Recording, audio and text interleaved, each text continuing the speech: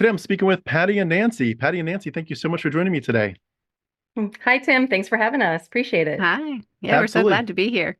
I'm so glad to meet you all. And just for anyone that doesn't know, Patti and Nancy also have a YouTube channel, which we're going to talk about exponentially later on in the video. But the channel is called the Apostate Sisters. So I'm so excited to finally have you on here. I've heard great things about what you're doing, and I've seen you in a couple other venues.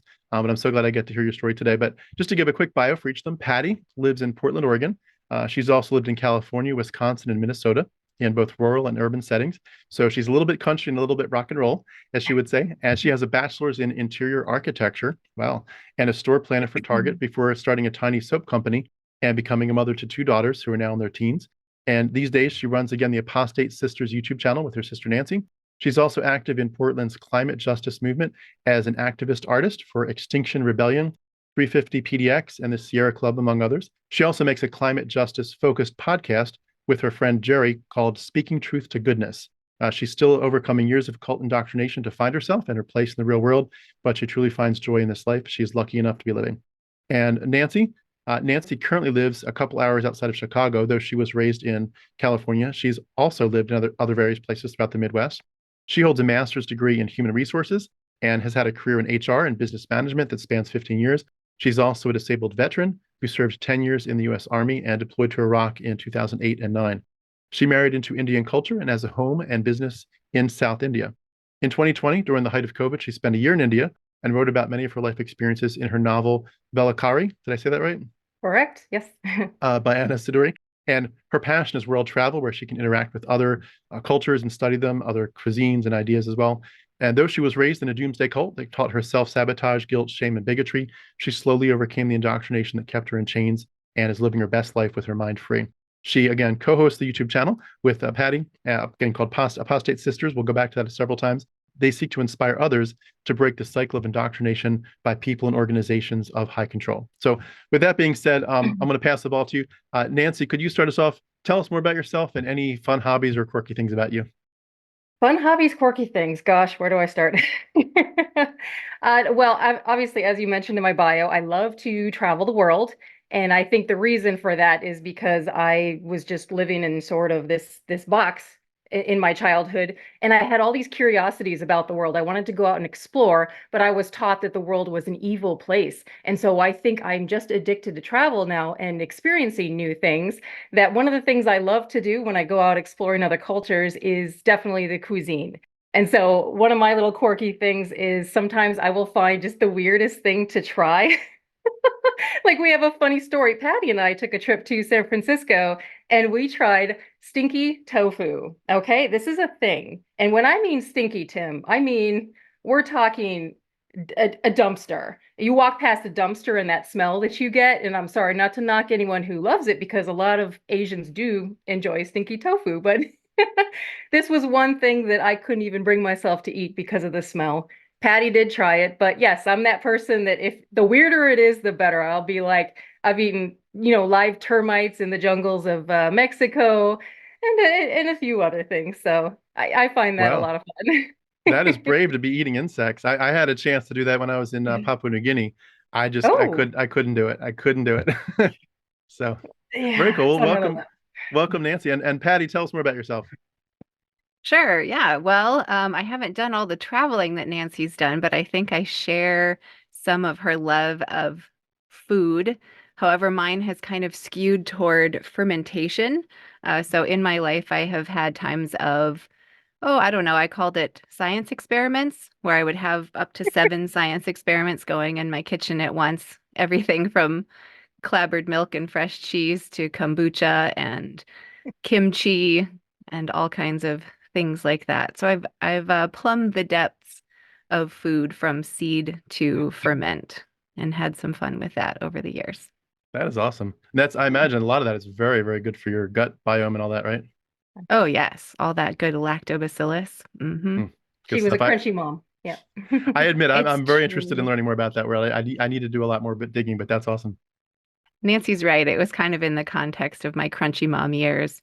In fact, I engaged in home birth when I had my kiddos. One was a land birth and one was a water birth. So that was I don't know if that's quirky, but definitely a kind of a different thing that I chose to do back in the day. Yeah, And your that's awesome. entire front lawn at the time was all a garden instead of actual lawn, which was awesome. Yep. Very cool. Very cool. I'm jealous of a lot of that. That's awesome. I've loved the idea of having a garden instead of just grass. So and we had Right. three of our four kiddos were home births as well. I got to catch them all. So very cool. Oh, cool. Yeah, yeah. Well, we're obviously here to hear your stories. We want to hear. I mean, this is going to be a little bit different because the Worldwide Church of God. I think I may have interviewed someone from that before a while ago. It's been a minute if I have, but I'd love to hear kind of more about what that church is like, the Doomsday Cult, but also just your experience in terms of the overall theology as well as your church and family experiences. So I'll pass it back to you, Nancy. If you could start us off. Since there's two of you, we'll go back and forth, not necessarily keep it on one track only, but go back and forth, and I'll jump in with some questions here there. But we'd love to hear what your journey's been like. Sure. So, sort of the timeline, as I call it, of Herbert W. Armstrong, the founder of Worldwide Church of God, and this sort of empire that he built is very fresh in our minds because we did just finish our series on the life and influences of Herbert W. Armstrong and sort of his legacy they left behind. On your YouTube channel, you mean? Yes. Awesome. So there's 6 episodes. Our final one is coming out next week. If anyone has been in this church and they kind of want like a reminder of things that maybe they've been holding on to and they want the full picture. I guess we started out this journey because I know I've said a couple times on our channel, we don't really know our parents, like who they are. We know about the religion they've followed their whole life, which, by the way, they are still in one of the splinter churches, and that's why this makes this so personal for us. It's not just something we went through as a child and teenagers. It's still going on, and we don't really have a relationship with our parents because of it. And we realized Patti and I, whenever we chat on the phone, we keep going back to this topic. So we thought, well, let's research the church itself because there's so much more that we can learn about it. Maybe we'll get some sort of clear understanding of why our parents are so obsessed with it. In the timeline, we talk about how Herbert W. Armstrong, his early roots, how he created this.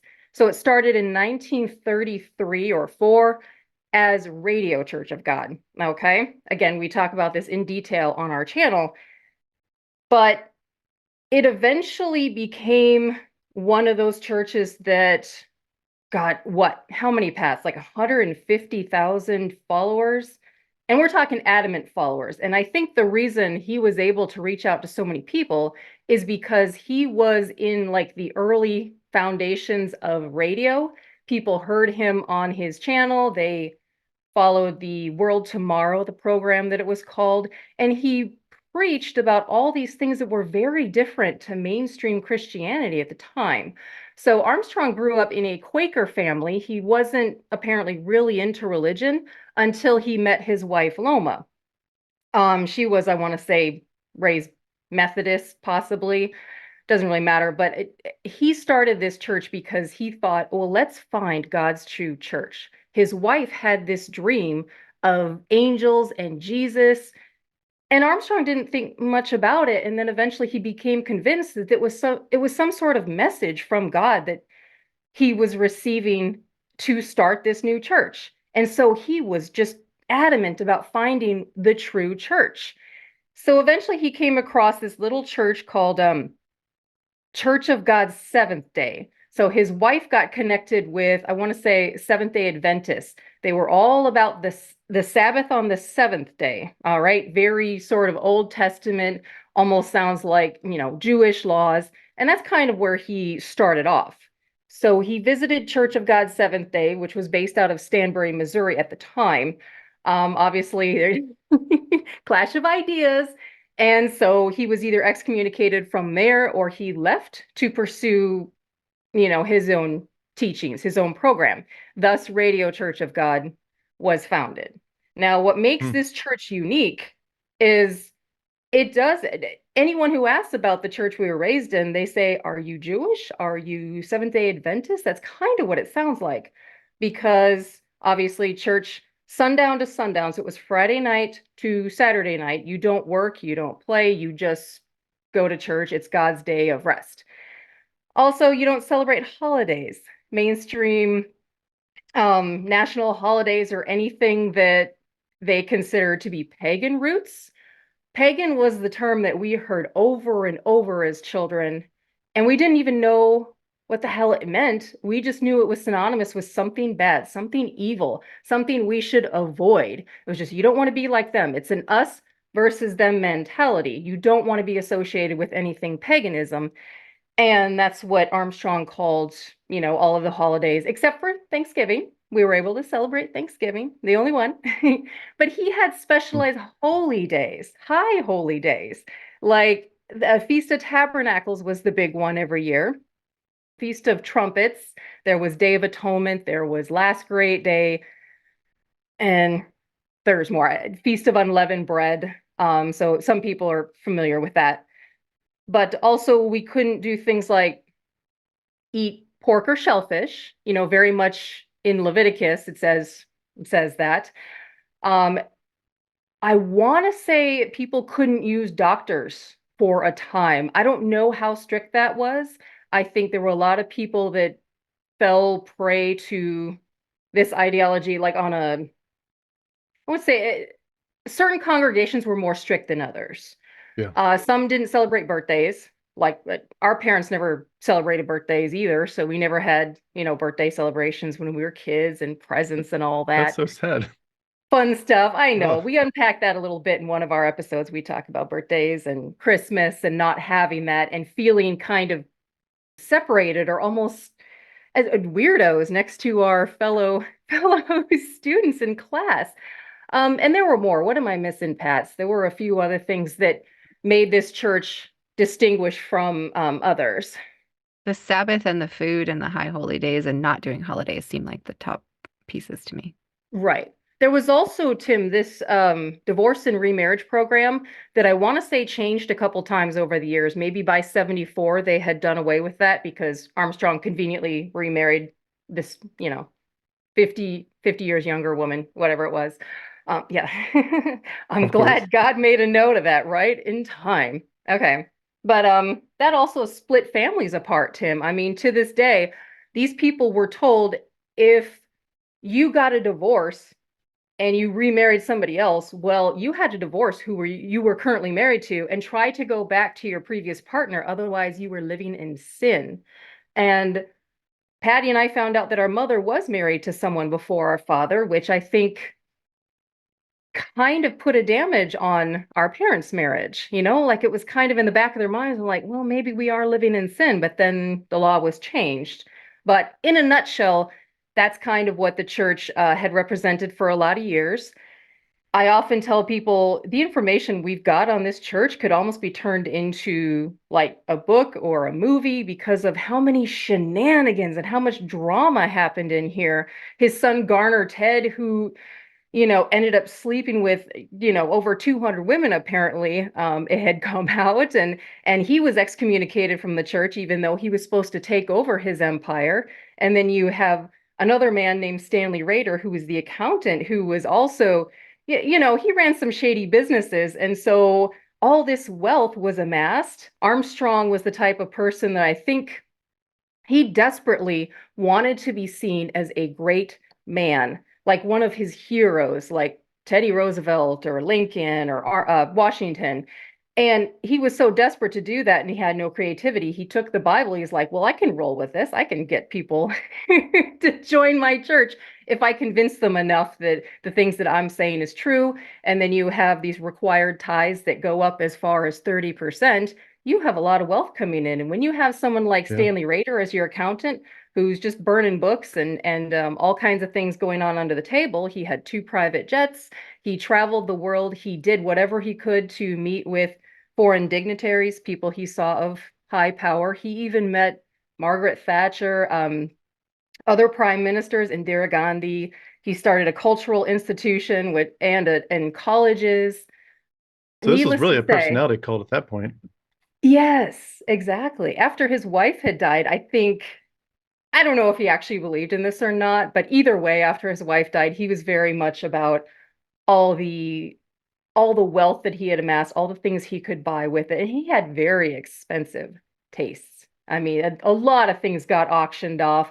I even read that he had a silver bucket for champagne, $8,000, and this was way back in, I don't know, 80s. Mm.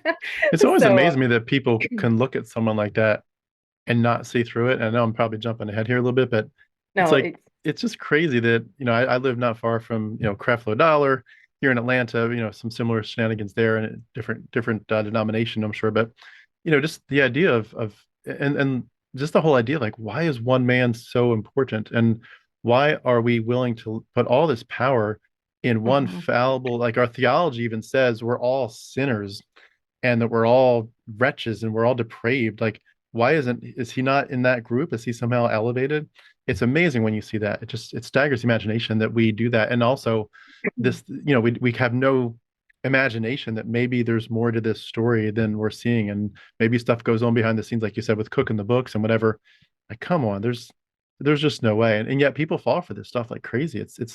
It really, when you step back, and obviously, even though I didn't fall for that particular dynamic, I still fell for a different version of religion that was very much hyper coercive and all this. And Right. we're not going to tell you the real stories, and we're going to tell fibs here or there, and just kind of make you think it's all okay. Don't look behind the curtain. It's all it's all variations on a theme. But when you see to me, it's always staggering when it's like about one particular man at the top. It's just crazy. Yes. Well, and he was very charming and eloquent speaker, and he spoke about things that were so different to mainstream Christianity that people they felt elevated. They felt like they were in something special, and he promised them all these rewards of not just salvation, but the more you commit your life to God, the higher tier you're going to be on as far as in God's kingdom, to be able to serve God. And there wasn't really the threat of hell. It was just kind of like the earth is going to, Satan's going to rule the world for however long he had stated, and it's going to get burned up. And you're not going to be a part of that because you're going to be in a place of safety, which, believe it or not, was Petra, Jordan. Not even kidding. Wow. Wow. It's crazy. Patty, I was Mhm. just curious from your experience and what you know of from your research, did they look down heavily on other Christians? And it sounds like if they were saying we're kind of either finding or creating the true church, was it this sense of like all the rest of them are false churches, therefore, and like how did that narrative go as far as you remember or as far as you researched? Right. No, you're exactly spot on. That is how it went. It was, we are the true church. Armstrong touted himself as being God's true prophet, and he wasn't going to take no for an answer on that. And so he used his abilities from his time as an advertising person to know what to say. I mean, I think he did it almost like an abusive parent, right? Where it was convincing you that you're not okay unless you follow this thing that he and only he can offer you, Hmm. right? And so it was a little bit taking advantage of those people who already didn't feel powerful in the world, who already struggled with vulnerability and wondering if they were good enough. And he knew how to exploit that. So one of his major ways of getting a hold of people was via his magazine called The Plain Truth. And the way I saw it as a kid was it looked a little bit like a tabloid as far as having the big bombastic words and bombastic images that were terrifying, right? Everything from starving children to a nuclear explosion on the cover. And so he would take these things that I think people clearly did have fear about in the country, and for good reason. You know, we were all for a long time under the threat of the Cold War and things like that. And so he used that and put in to his articles things that were true that people could fear. But then he looped in with that fear his answer to it and why the people would no longer need to be fearful because he had the answer. And there was some sort of safety in that. And I think that's how he was able to get to people because he provided an answer in a world that was really unsure and scary, Hmm. you know? So he pumped up that scary and then provided the out, which isn't that all of marketing, right? Let's invent your problem and then show you how my product fixes your problem. Yeah. Yeah, when And so you're I think that's how he did it.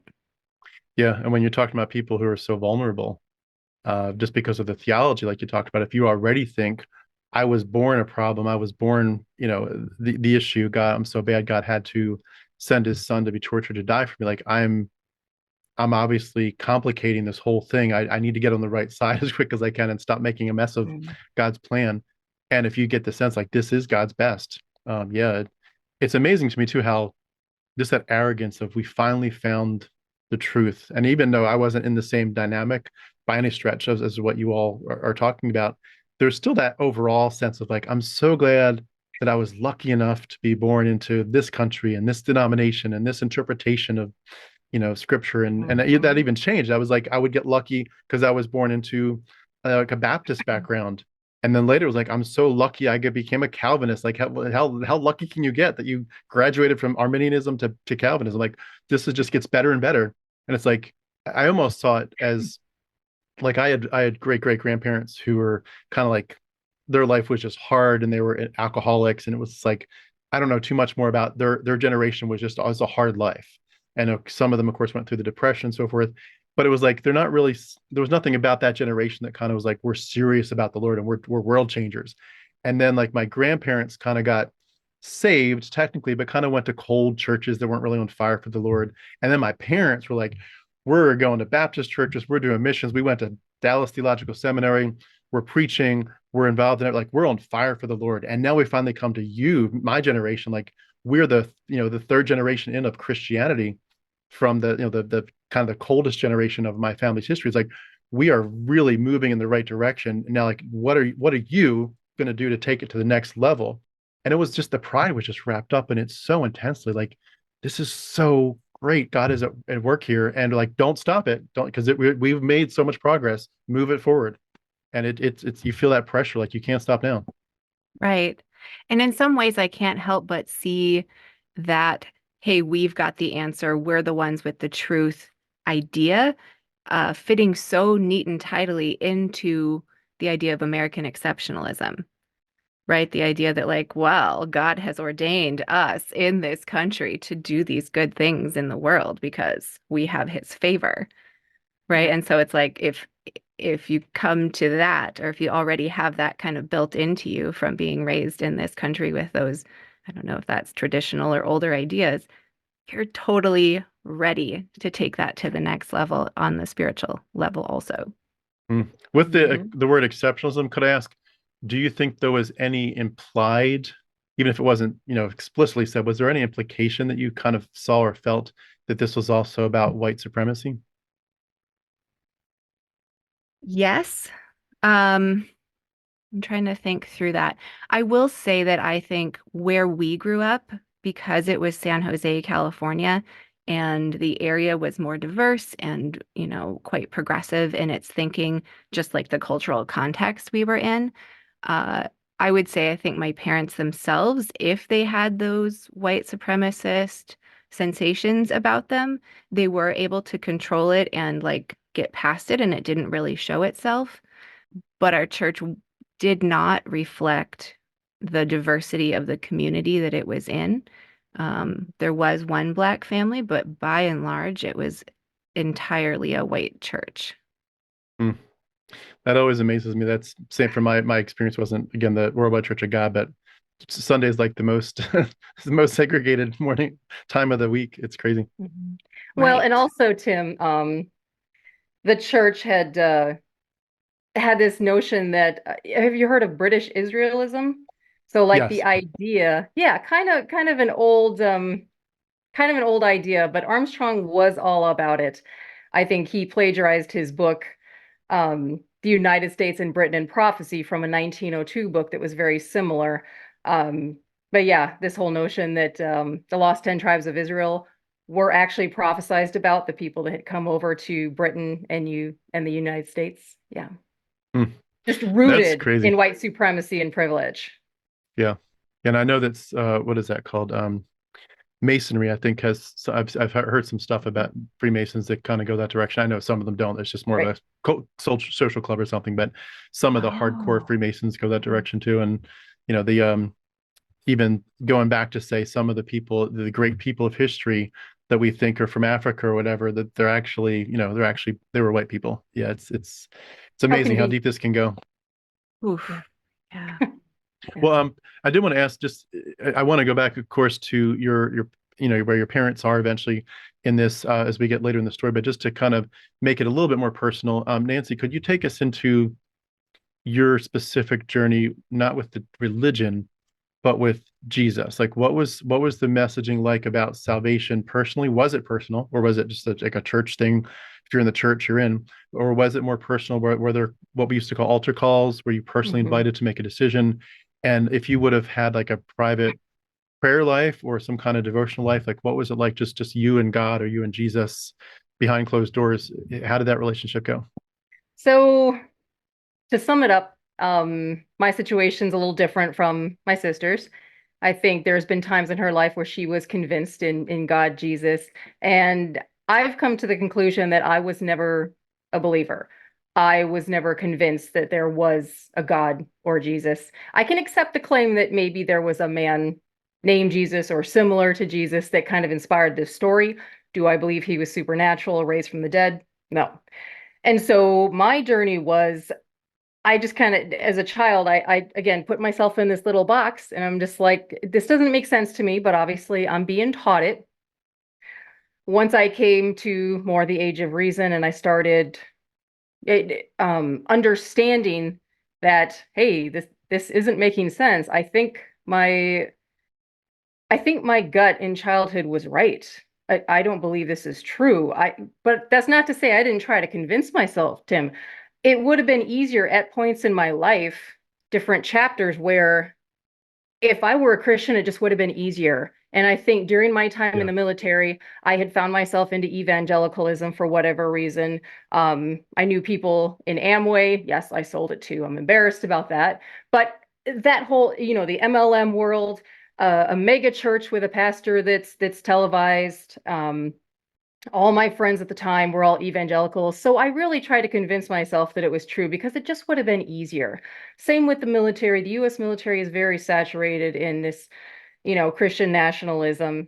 Sometimes we would even start off our morning formations with a prayer to the Christian God. So if that's not Well, non-inclusive, um, so yeah, I thought at one point in my life maybe Jesus had existed. I watched YouTube videos on it and I thought, oh, well, this is what it's like to have a relationship with Jesus. And then I realized, oh, I just really like the music in this video. And so I never went to church willingly. I went to church on my own just because the people around me were going and they were all about it, hands up in the air, singing to Jesus, la la, taking notes and getting emotional. And I never felt that connection. I felt connected to the earth. I felt connected to the world, something I was taught to hate. That's all I wanted to do because I saw all the other cultures of the world out there. I mean, I married someone from India who was raised Hindu. I mean, if that alone doesn't say, hey, you are of this world and that's okay. Like hmm. I could never believe it. And I truly believe that people cannot control whether they believe something or not. They're either convinced or they're not, and I never was. I just kind of struggled to find my place in the world Now, did you as did an you have the atheist. did you have though as a kid the fear of the afterlife, of like punishment or hell? How did they preach that? I don't think I ever did. Yes, I was scared of what I was taught was going to happen to the world. All the people I knew were going to be burned up and it was going to be a lot of suffering. But we were taught that we were elect. We were the chosen people that were going to be saved from that. So I guess I never had that fear of hell like you would normally see today.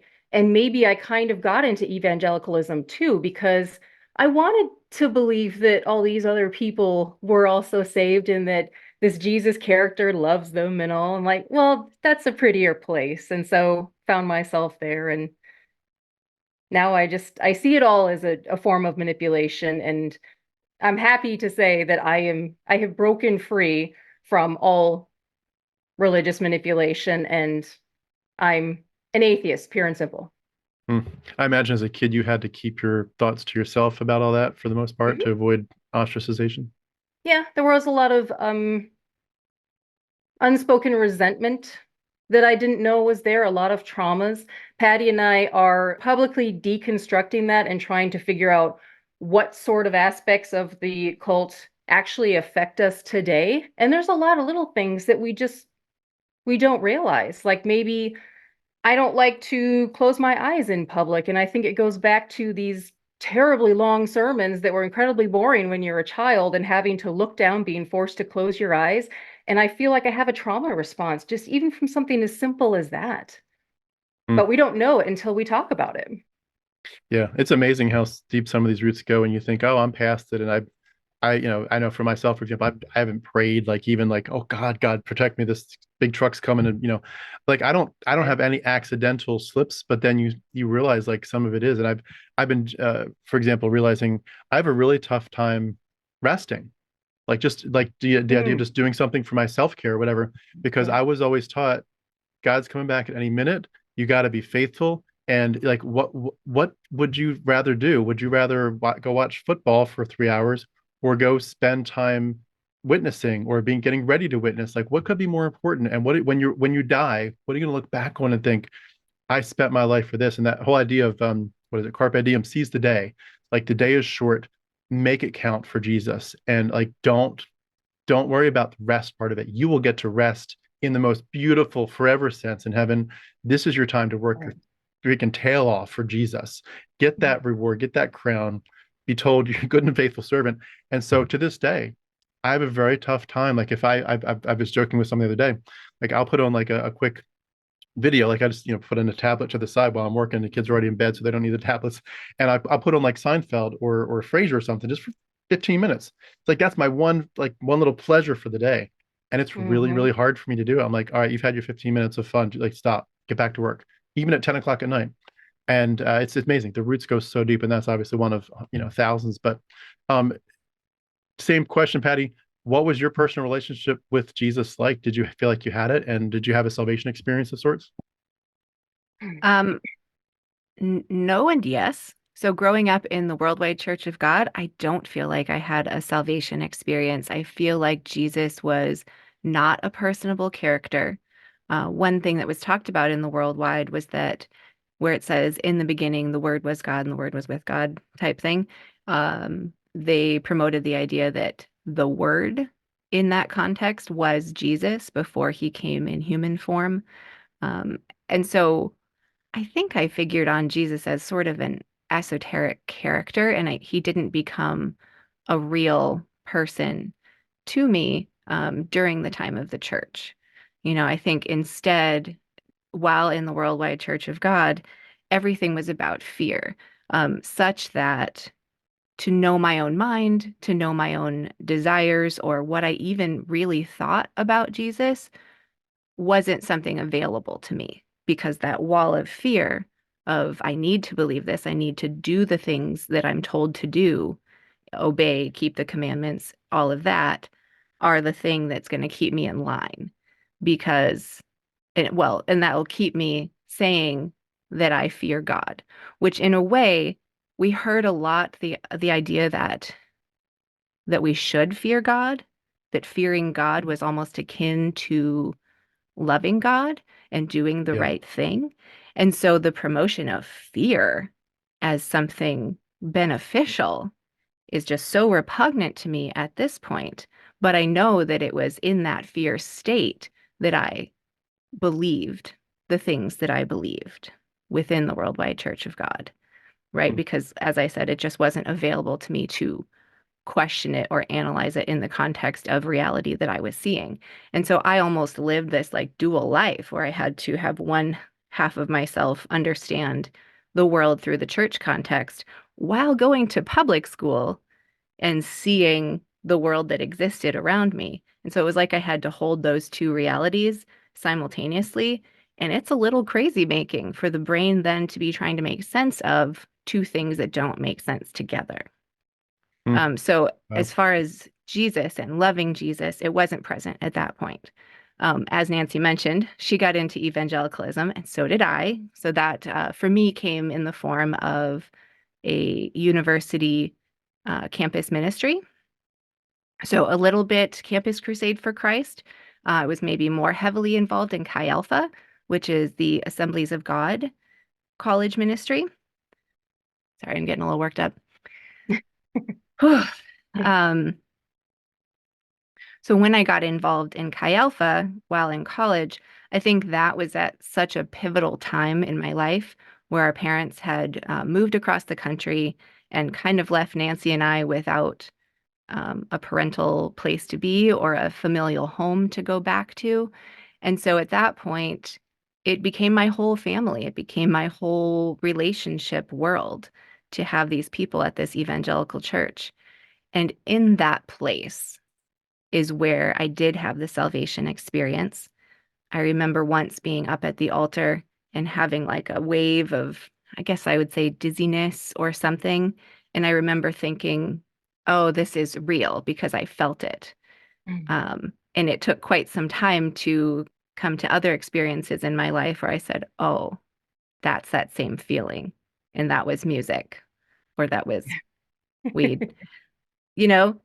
So it was Yeah. a realization of, oh, that was a little bit my human brain, my emotional state being triggered, being yanked around a little bit by the tools of music in the evangelical church, by the tools of, you have this deep-seated belief from your childhood about Jesus, and we're gonna use that and try to make sure that you feel like you belong here in this evangelical church, because that's all about a numbers game for them. Hmm. I want to go back to my original question in a second, but just to dig deeper into something you just said. Why did your parents move across the country? Was that, were you saying they moved away from you all? So What? what happened, I guess I didn't get to that point yet, Tim. The church, Worldwide Church of God went through a massive upheaval when they changed the doctrine. We're talking completely changed, like it wasn't even the same church. Herbert W. Armstrong died in 1986. Only a few days prior to that, there was a man who took over his empire. Obviously, he was estranged from his son by this point, but Joseph W. Tkach Sr. took over the church. And at that point, all the leaders of the church started to get together. They're like, they didn't have the influence of Herbert W. Armstrong. They started to see things a little differently than they used to when they were under Armstrong's thumb. And I want to say it took years to get to this point, but they changed the entire concept of this church to like mainstream Christianity. Um, very much Orthodox evangelical. So all of a sudden, you were saved through grace. It was all about Jesus, more New Testament than Old Testament. You could celebrate birthdays and holidays. All of a sudden, you didn't have to abide by Sabbath on Saturday. You could eat pork and shellfish. It was like an awakening for a lot of people. But Wow, that is radical. not everyone. Let's just say there were a lot of fundamentalist Christians within the worldwide that did not like these changes one bit, because you had to imagine it was very emotional time. People were thinking, well, what have I been doing this for then? I've been doing this because I'm supposed to. And all of a sudden you're telling me that I never had to abide by these laws in the first place? Our parents were among those people. And the church split apart by mid 1990s. I was 17, just left on my own. My sister was in college, and our parents decided to move away and follow a man named Brother Stair. His full name is Ralph Gordon Stair. He's dead now, but he was the preacher of in Walterboro, South Carolina. It was called the Overcomer Ministry. And this is not an official splinter church of the worldwide. There are still a lot of churches that splintered off saying that they're the true church of worldwide. And they even, kind of copycatted everything of the original. We'll go through those. But our father, Brother Stair was a radio voice, just like Armstrong. And I remember our father listening to him for quite some time when these changes were taking place. I remember it vividly. And just all of a sudden one day, our father said, we're not going to church anymore. Now, that was the happiest day of my life because I hated church, everything about it. Little did I know things were going to get far worse than I could have imagined. They moved away to a commune, not to live in the commune, but I think very close to it. Um, To give some perspective, Walterboro, South Carolina is currently where the, I want to say Murdaugh trial is going on right now. If you've seen, I forget his first name, Murdaugh. And also it has a very high crime rate. Kind of in the middle of nowhere. And Brother Stair was far worse than Armstrong as far as, his laws. They were infants that had apparently died under his teachings, as well as he got arrested a couple times for sexual assault, kidnapping, things of that nature. Disgusting human. Luckily, our parents, it did split apart our family, but our parents are still there, and they are now with Church of the Great God, which is another splinter of Worldwide Church of God. Well, that's incredible. So they left you all what, in college at that point, or? I was 17. I was on my own. I lived in more places that I could count. Hmm. Life was pretty rough for a while, but Patti, she turned into a Jesus freak for a little while, and she was in a fun place. But I think I needed that sense of community, home, safety, security, and that maybe I joined the military at that point for that reason. I just needed someone to tell me what to do because I was used to that. And so I spent 10 years in the Army before I got injured, and now I'm a disabled veteran. But yeah, Hmm. that's how our family split apart, and all these splinter churches. I'll just touch on them real briefly. Uh, it's very important that we get this message out because there are a lot of people still stuck in Armstrongism.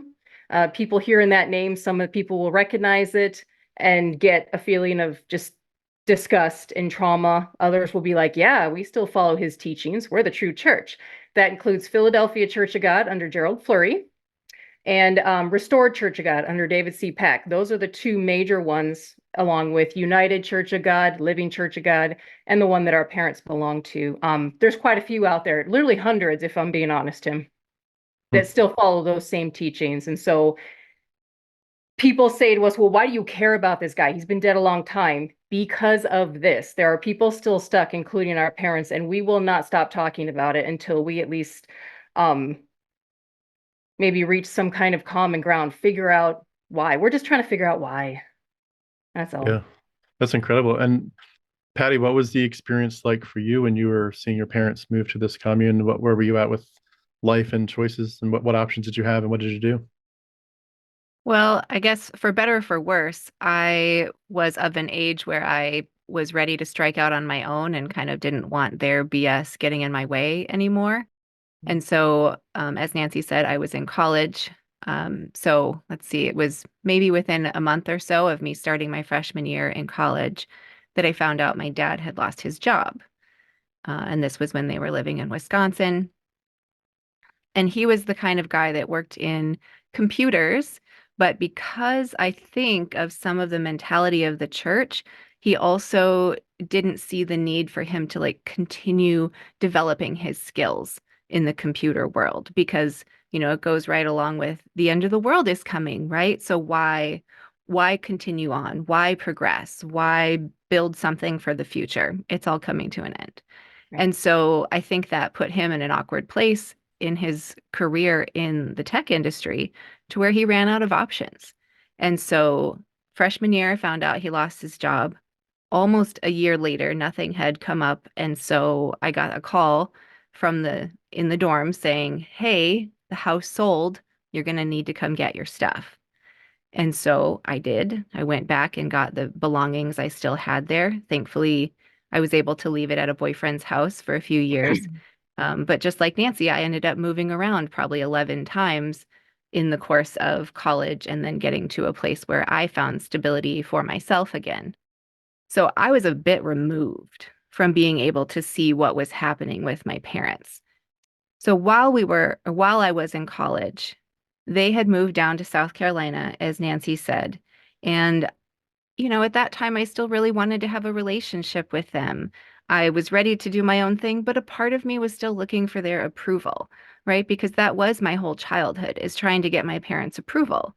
Because if I got my parents' approval by doing the things the church needed me to do, therefore I was safe with my parents and existentially safe also.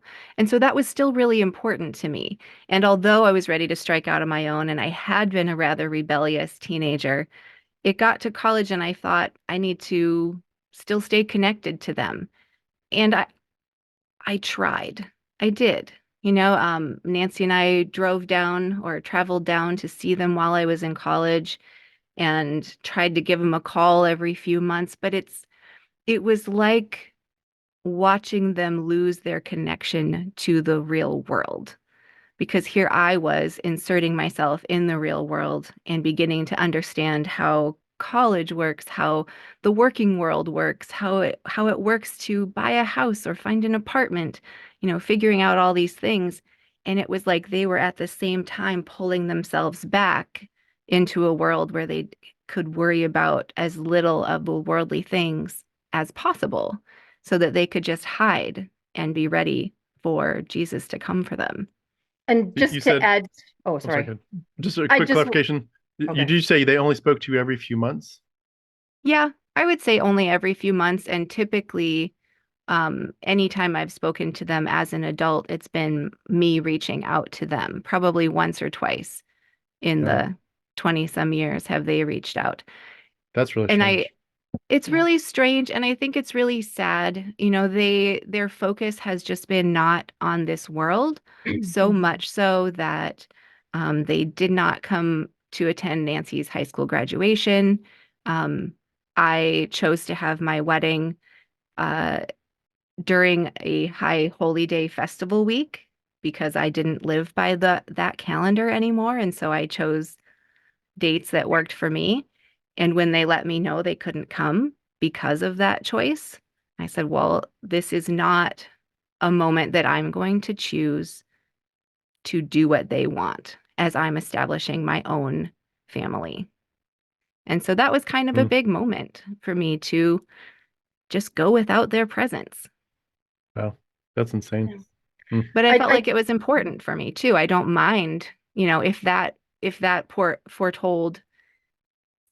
foretold how our relationship would be for the next 20 years, I guess that's how it had to be because I didn't want to spend all of those years just clamoring for their attention and approval anymore.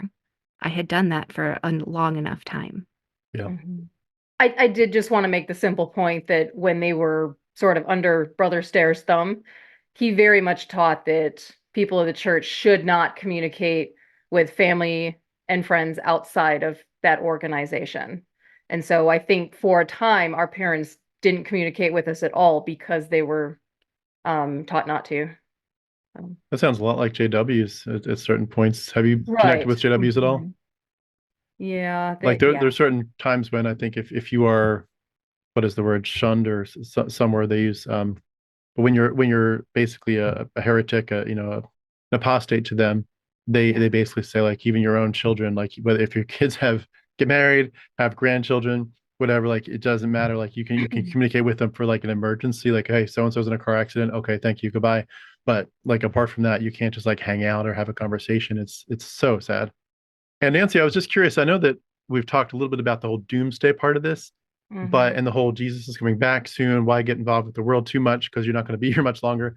I certainly saw a little bit of that myself with the whole Left Behind series. I'm sure you saw that, and Hmm. some of those Thief in the Night kind of movies.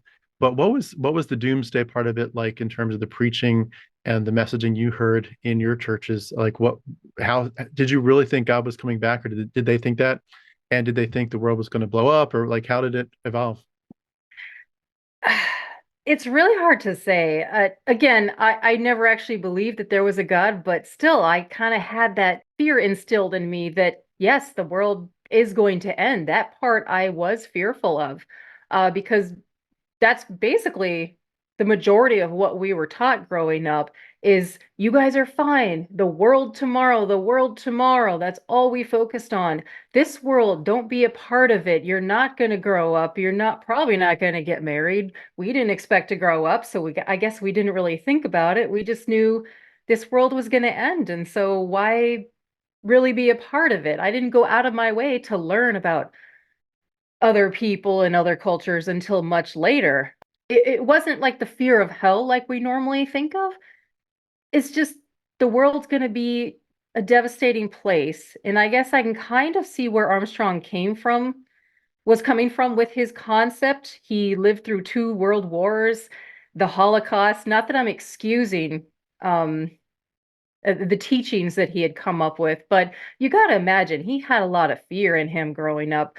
A young man trying to navigate this world, and all he sees are these horrible things happening around the world.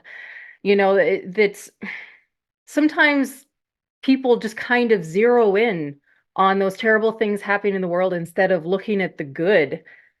Even my husband's father, this Hindu that's way over on the other side of South India in the jungles, he's looking at news reports about the US and telling his son, my husband, like, oh, there's another shooting that happened. What are you guys doing? I'm like, it's way over in this part of the country. But still, it's that fear instilled in, and he's a Hindu, and there's a bit of a kind of Hindu versus Muslims over there as well. So it's like an us versus them mentality yet again. So I think that fear has completely gone away in me. But as a child, it was terrifying. But we had the comfort of the church, and that's why we felt some sense of security when we were there, because we were told we'd be safe from it. As a quick humorous side to it, we had some similar messaging, nowhere near as extreme, but I remember one of the things that several people said to me over the years, and I've certainly thought it myself, is the prayer of like, God, please let me get married and have sex before you come back. Like, I don't want to die before I have sex. It's funny how that Yes. messaging got in. It's like, what a crazy thought. Like if you're about to go to heaven and be with your Lord of Lords, like why would sex matter? Like this little teeny pleasure versus the pleasures of eternal life. There's no comparison, but in my carnality, I guess I wanted both. But I love it. It's interesting too how there's so much confusion about how the end times is going to play out. I remember that as well, and we had the idea of like there's the rapture. Jesus is gonna come back and take his people to heaven. Then there'll be a tribulation. Like everyone else is just screwed for a while. But that even though that's horrible, that's actually only for like a few years, and then Christ is going to come back for 1,000 years and have 1,000-year reign, and it's just going to be bliss, like heaven on earth. But then it's all going to go to hell again at the end of it. And so it's like, even then, like in this beautiful bliss, it's actually not quite done because there's still going to be some kind of final war, some final horrible situation. And then God's finally just going to say, I'm just going to destroy all the evil in the world. And that's when, of course, it ends up with, hell goes into the lake of fire and all that. And, the angels and demons are all gone. But it was like this mixture. And I remember speaking with some JWs about like, what is your expectation? And they were like, well, we knew there was a heaven, but we didn't ever expect to get there. We expected to kind of be in a heavenly earth. Like our desire was to just be on this new earth. And mine was always like, no, I want to be in heaven. But yet there are a lot of passages that talk about when God restores this earth and the lion's going to lay down with the lamb and all these beautiful things about this earth. And so the question of like, well, do you kind of live in heaven or do you kind of go back? Is there like an elevator? Do you get transported? Do you live on different planets? Because there were people like that, if your imagination's the limit, why can't God let you have your own planet? If there's no limit to it, God can do whatever he wants. So you could do anything and travel the stars. And it was like, are we living here? We're living there. And the timelines, of course, everyone's arguing, are you pre-trib, post-trib, mid-trib, whatever. So many Christians in my circles vividly upset about where you place these. It's like, it's all in the future. You're probably going to be dead before it happens, but they're willing to literally break off friendships over this theoretical, this is the order of it. And if you don't have it exactly right, we can't be friends. Blows my mind the ways that we treated each other. But anyway, it's a fascinating part of it. And I think it's so cool when you're on this side of it to think all the nonsense that you just are free from. You just don't have to spend a minute's worth of your time on it. It's just nonsense. And I kind of creep on a bunch of Christian Facebook pages till I never got off of them once I deconverted. I just stay on them, and I don't comment on them, of course, because I'm sure I'd be kicked out. But I just listen. And sometimes, like when, for example, there's some very fundamentalist Calvinist groups I'm in, and they're all Calvinists, they're all Reformed, and they fight like cats and dogs, and they hate on each other. They just hate each other. I'm like, what a horrible way to live. They're just fighting with everybody. Patti, did you have any thoughts on that before I ask the next question? Yeah, so you had mentioned the tribulation, and actually your description of tribulation followed by the 1,000-year reign of Jesus is really close to what Worldwide talked about. And I feel like when you said that, that is maybe not the most common Christian mainstream narrative that I had heard. But the Worldwide Church of God was distinctly mid-trib, and that played in directly to my childhood. I don't know that Nancy said that she was as aware of this, but I was very aware of the 7 years, the mid-tribulation, because what I heard over and over was 3.5 years. So what I experienced probably, from the time I was cognizant, age 5 to age 8, something like that, I would hear, oh, 3.5 years now. And that was because there had been something huge, scary that had happened in the news, right? Some big world thing had happened in Israel, had happened somewhere in the world. And to them, that was big enough that it meant, okay, that must have been what kicked off the tribulation. So all we have now is 3.5 years until we get taken away to the place of safety.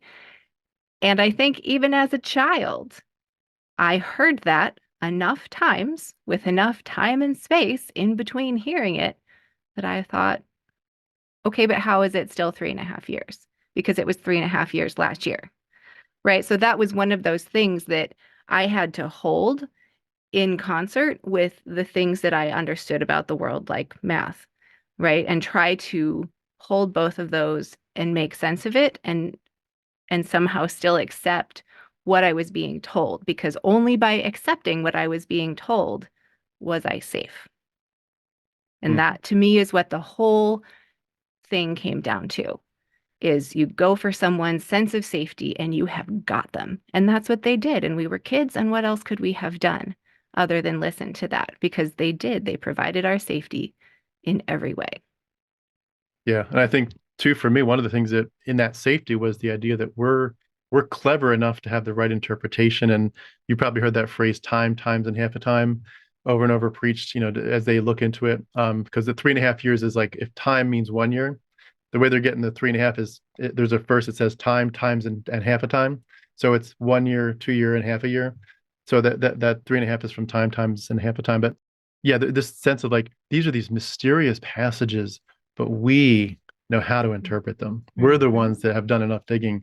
It's like, okay, now it seems silly, but back then it was like, this is safe. We have the right interpretation, and everyone else is just making up stuff. But we're actually taking God's word seriously. We're the only ones taking it seriously, and therefore we got the right interpretation. It's sends shivers down my spine how much I found safety in that. Yes, absolutely. Well, shifting gears just a little bit, going back, Patti, to you again. One of the topics I love to just learn about, not love in the sense that it's obviously a painful topic, what I'm going to ask about, but I love to hear about people's perspectives and journeys and healing about the issues of purity culture relating to everything from virginity culture to shame culture, modesty culture. Don't show too much skin, but these are all versions of high controlling coercive groups, and it affects things like how you see your own body, how you see your sexuality, if you should even think about it at all, and even how you consider marriage, who you should marry, who's a good appropriate choice, and how sexuality looks in marriage if you do get married. What world look like? What did it look like for you as you were growing up, and how did that evolve in your story? Sure.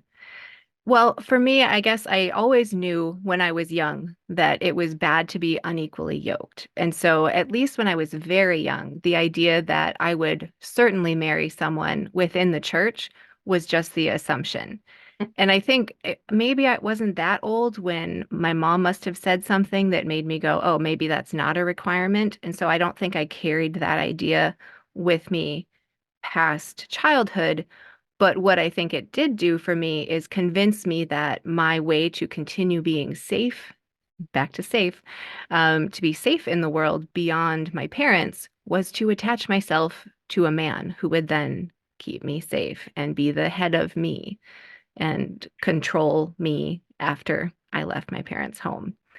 And so I carried that through. And so it was my entire focus, honestly. And that's a little embarrassing, but throughout school, throughout everything I did, it was to find myself a partner, to find a man to be attached to, because that made me feel like I was worthy, like I had value, because I was not taught to see my own value or to even think that I owned my own body.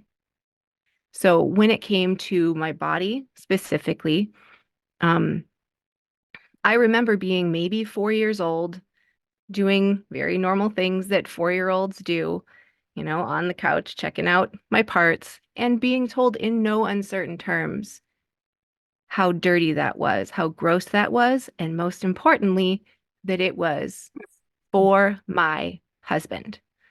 So as a child, my body was not my own.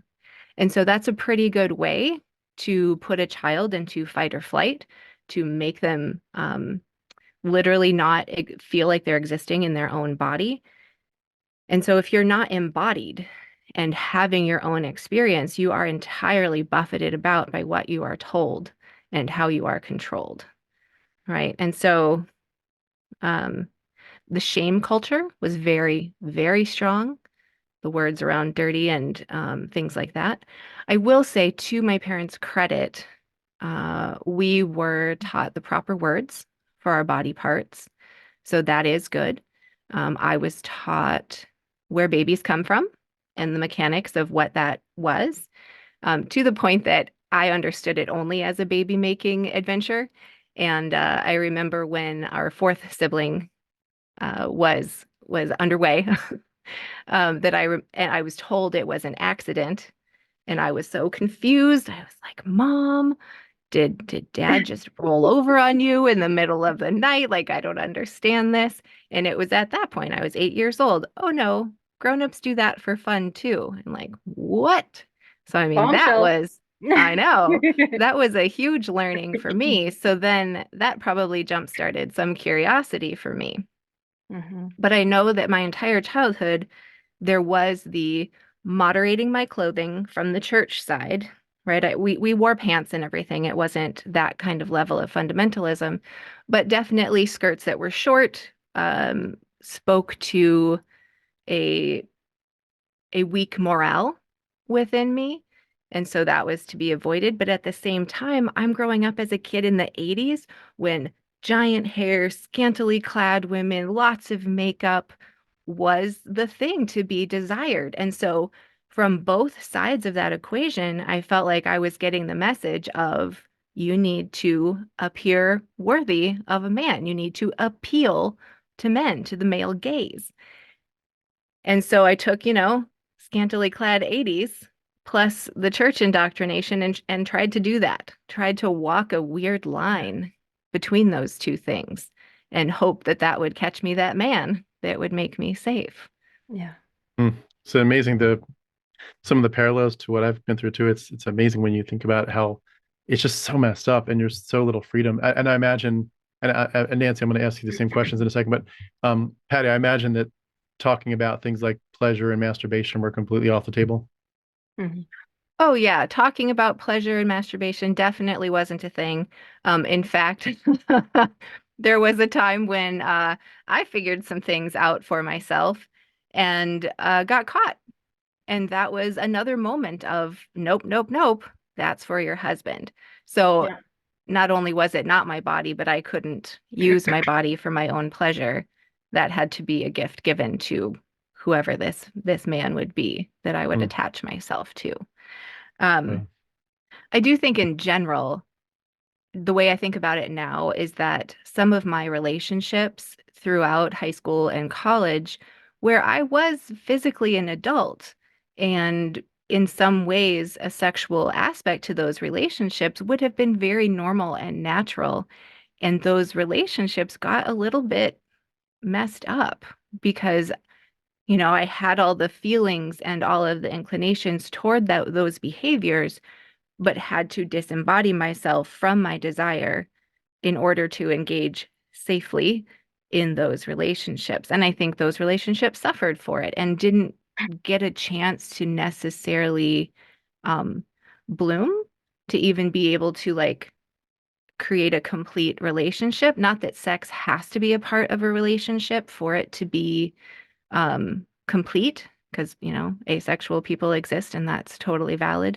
But for me, as what I now know to be a sexual person, that was incredibly damaging to my ability to assess risk, right? Because if I'm just looking to get a man well, I'm going to maybe do things that help me get a man, but without being able to see the broader picture of who that person is and how they behave in the world and what being with that person would look like. Right. And so it damaged some of my ability to build those types of relationships and even understand the dynamics in a sexual relationship in a way that I'm just lucky, to be honest, that when I got married, because we did wait until we were married, I'm just lucky, just damn lucky that it worked out and didn't come crashing down because neither of us knew what we were doing or how to relate to each other. Yeah. And so it's been a long process of learning how to love myself and think that my body has value and that it's mine. Right? That has been years in the making, and it's still in progress because you had all of that in the context of purity culture that, I definitely had evangelical friends that it was then influencing, and then myself directly putting myself into evangelicalism post worldwide, just like brought that on entirely. I mean, I had a purity ring. I was there. I think too with Hmm. the whole idea of like there's all those rules in the construct, but also we all know that we break those rules either in reality or at least in our minds. And to know that there's a God who can see inside your head and is constantly judging you and saying, naughty, naughty, you end up with this dual world where you have to kind of play the part like, no, I'm on the straight and narrow. I'm a good little boy. I'm doing the right thing. And it's like, yeah, well, God sees your heart. And so Tim, you're kind of like you're good as a facade, but are you really good? Because if it's not about the facade, it's about the goodness.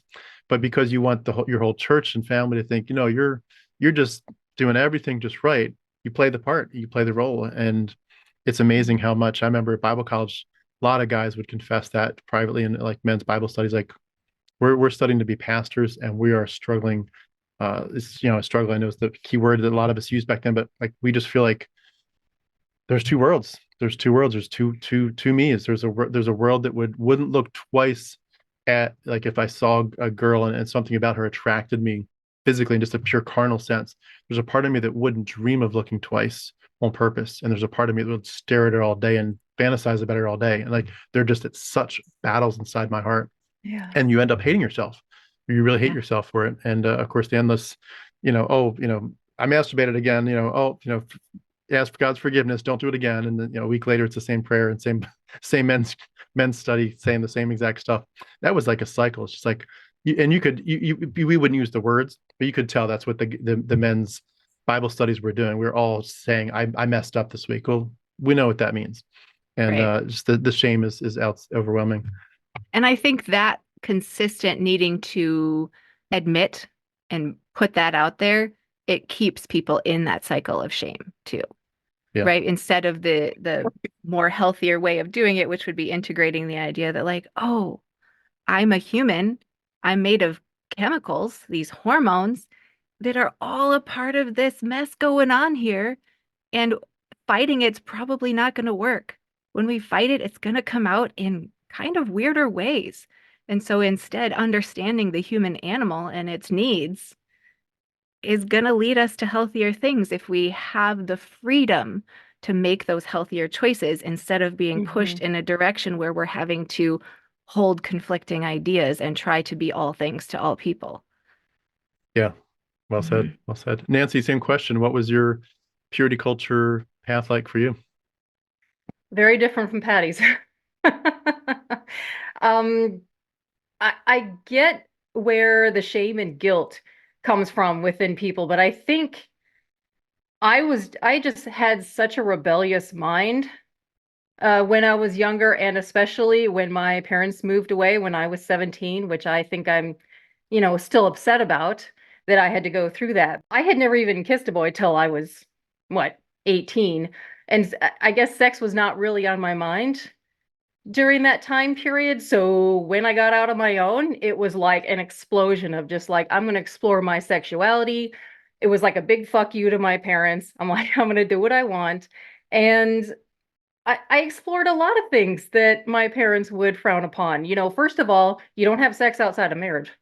Oh no. I mean, that's very common within Christian culture in general, but marriage wasn't even on my mind. I mean, I just didn't think about it. And it wasn't end of the world type stuff. It was just, I have no fucking idea who I am. I want to explore my body and relationships with other people. And so it was like I could have sex with multiple people and be that detached. I was just like, I'm going to get pleasure out of this. And I don't need to have anything to do with you after that. I was just going to explore in any way possible. I felt free for like the first time in my life. I was able to do it through, my sexuality, and I didn't feel guilt. In fact, I learned at an early age how to get good at lying. The art of deception, I zeroed in on. I'm like, I know how this works. And so I just, I don't know, I went for it. I'm happily married now, but marriage was not my goal. My goal was to be of this world, and I was. Um, I tried to convince myself there may have been a little bit of guilt and shame because my first sexual experience was with another girl. I was relatively young, and then I dabbled in gay relationships for a while too. I thought, well, if I end up with someone, great. Otherwise, I am just going to explore my freedom, get to know people, see what these different relationships were like. And I guess I didn't really know how to have an emotional connection with people. So I kind of use sex as a way to, I don't know, get what I want, and then just kind of not like avoid having to have a real conversation with people in a real relationship. Like for a while, I didn't want that because, first of all, I didn't know how to have a real relationship.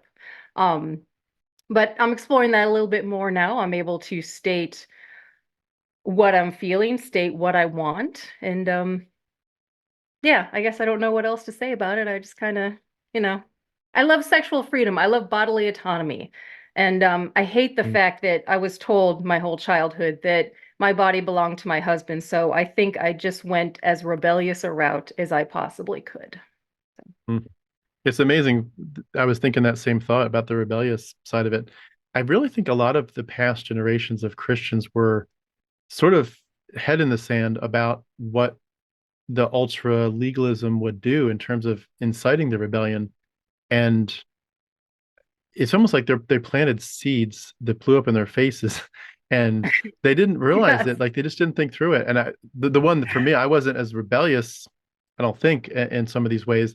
But for me, the big seed that was, it's kind of related in the sense of like you conservative Christians don't realize what you did that was going to lead to a very, very different outcome than you expected or wanted and were Yeah. trying for. But like the lack of information, Yeah. for me, the lack of information about the origins of Christianity. And you say, well, that's not that, it's not like a rebellious thing. You just didn't needed to learn things. But it was the issue of like, you need to be sheltering your kids. Your kids don't need to know about what other religions believe in the sense of like, we're all equal. You all, Yeah. you could be a Muslim if you want to, you could be a Buddhist. It was like, no, they're all satanic. They're all demonic. And so you can like know what they believe, but don't like entertain them as options. You don't need to know much about the worldly entertainment. If you knew too much about Madonna, you knew too much about Bon Jovi or something, like that's back in that day, that was like a big deal. Like you shouldn't know who these people are. You shouldn't like their music. You shouldn't be able to recognize the tunes. Separate from the world, separate from religions, and they'd poison the well. But in the mix of it, it was a sheltering of information, especially about at the time. It felt like the main thing was about science. Don't learn about evolution. It's all bullshit, and they're all being led by the devil to tell you that the earth is millions or billions of years old. We know where it came from, and the earth is not that old. It's 6,000 years old, and you've got the clear information of the only thing you need to know is in Genesis. You got it. So stay there, stay within your lane. But the other part of it that blew up in my face that I think Christians didn't realize was we weren't really allowed to explore comparative mythology that much. Like I knew there was a god named Zeus. I knew there were these other things, Mm-hmm. but for my journey, once I realized that there is a whole world of information that's not just like that's a different religion, but to say, oh, that's a different religion that was right before Christianity started, and they had the same motifs. Like you look at Mithraism, and they had these churches where they were having they would have ritual baptisms, and they would have meals where they would eat bread and they would drink beer or wine, and they would call each other brother and sister. It's like, oh, wait a second, that sounds a lot like the way we did communion and the Lord's table. All these things. And then you realize the mystery cults, of course, the Greco-Roman mystery cults in the Greek pantheon, and you realize all these God stories are woven right into the Gospels. And the sheltering that occurred, and to me, the big one I've said many times here on this channel, the Book of Enoch. I didn't even know what that was. I'd never heard of it. And then I dove into it, and there was some Christian group I came across, a Christian group now, not atheist, Christian group that said the Book of Enoch is quoted dozens of times in the New Testament. I was like, what? Jesus quotes the Psalms, I think, and Isaiah, Ezekiel, maybe Jeremiah, but they're not quoting Enoch. What? And I looked it up, and I did my own count. It was like 200 quotes from the Book of Enoch in the New Testament. I'm like, why didn't you tell me that? And the issue was not the Book of Enoch. The issue became, why didn't you tell me? And it's just kind of like the whole rebellion thing of like, why didn't you tell me I could see sexuality different? It became this issue of the issue is not the rebellion. The issue is not Enoch. The issue is you kept me sheltered and poisoned the well. And now that I know there's other options and other information, it makes me think I can't trust you because you didn't describe it healthily and you didn't tell me what I needed to know. And once you realize that they kept information that you needed to know, like about your body or about the Book of Enoch, you just think you don't feel safe anymore. You don't feel safe because I thought you were going to help me grow to the best. And now I feel like you actually kept important things from me. You know what I mean? Absolutely. Absolutely. Yeah. On a related note, what was the gender role discussion like in church? Were you expected to, I assume, just be wife and a mother, or was there more to it than that? I guess because it was the 80s and we were in Silicon Valley, I felt like that they had backed off of that a little bit because there were a lot of professional women going to our church. I think it was talked about more in terms of, yes, that's an ideal, but not always attainable now. So gender roles were definitely strong in our personal family, but whether that was more because of the church or because, my dad grew up as a white kid in the Midwest in the 1950s, that he just thought it would go that way, is hard to say, what was the biggest influence there. But there was definitely a sense that women were not the ones in charge because women were not brought into positions of leadership within the church as far as like deacons and elders and that sort of thing. It was definitely a man's world and women did not speak. In fact, they let me speak when I was in high school. They had some of the youth group was YOU, I forget what it stood for. But for some reason, they let me give a speech, and I'd been in school, public school by that point. And so I was going to do a great thing and give a speech on racism and make sure everyone understood it from my perspective. And what I did was I quoted Robin Hood, Prince of Thieves, for some reason, where the Moorish Muslim guy in there says, Allah loves wondrous variety. And to me, that made fucking sense, right? Wondrous variety. Like, hey, y'all, that means God likes diversity. Why I thought that movie was a source they would approve of, I don't know. But I'm pretty sure as soon as I dropped Allah as, just referencing that as God, in my mind as a teenager, probably a lot of mouths dropped open and they wondered who was going to set me straight on that one. But yeah. And I was just ignorantly trying to do good in the world at the time. It's amazing. You definitely had good intentions, Pat. Yes. I did. So as you all, going back to your story specifically, when you all at that point you're seeing your parents do their thing, being in this commune in South Carolina, you're kind of growing up and taking your own paths. Did you get invitations by them? Like, did they pursue you and try to get you back, or were you considered like a write-off at that point, or just like, if you're not going to obey us, I guess Satan's got you, so good luck.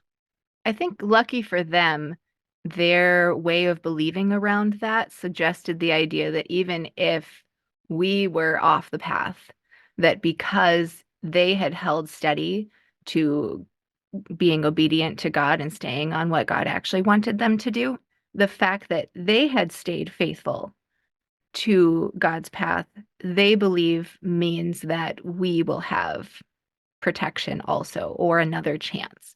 So I don't know where in Herbert W. Armstrong's writings that shows up, but at least I think for now it gives them comfort to think of it that way.